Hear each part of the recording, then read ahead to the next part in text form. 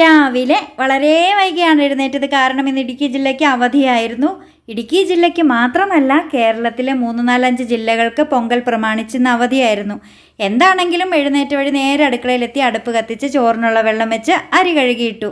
അതിനുശേഷം കറിക്കുള്ള പണി തുടങ്ങി. തലേദിവസം വെള്ളത്തിലിട്ട് വെച്ച കടല നന്നായി കുതിർന്ന് വന്നിട്ടുണ്ടായിരുന്നു. അതിലേക്ക് ഉള്ളിയും മസാലയും വെള്ളവും ഒക്കെ ചേർത്ത് വേവാനായിട്ട് വെച്ചു. തേങ്ങ ചിരകുന്നത് കടലക്കറിക്ക് വേണ്ടി മാത്രമല്ല കേട്ടോ.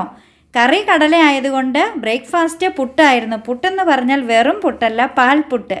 ഞാൻ ആദ്യമായിട്ടാണ് പാൽപ്പൊടി ചേർത്ത് പുട്ടുണ്ടാക്കുന്നത് കേട്ടോ. എന്താണെങ്കിലും അടിപൊളിയായിരുന്നു. എനിക്ക് ഇൻസ്റ്റഗ്രാം പേജിൽ നിന്ന് കിട്ടിയ റെസിപ്പി ആയിരുന്നു. ഞാൻ ഇതിൻ്റെ ഷോർട്സ് വീഡിയോ വേറെ ഇട്ടിട്ടുണ്ട് കേട്ടോ. അങ്ങനെ പുട്ടൊക്കെ ഉണ്ടാക്കി.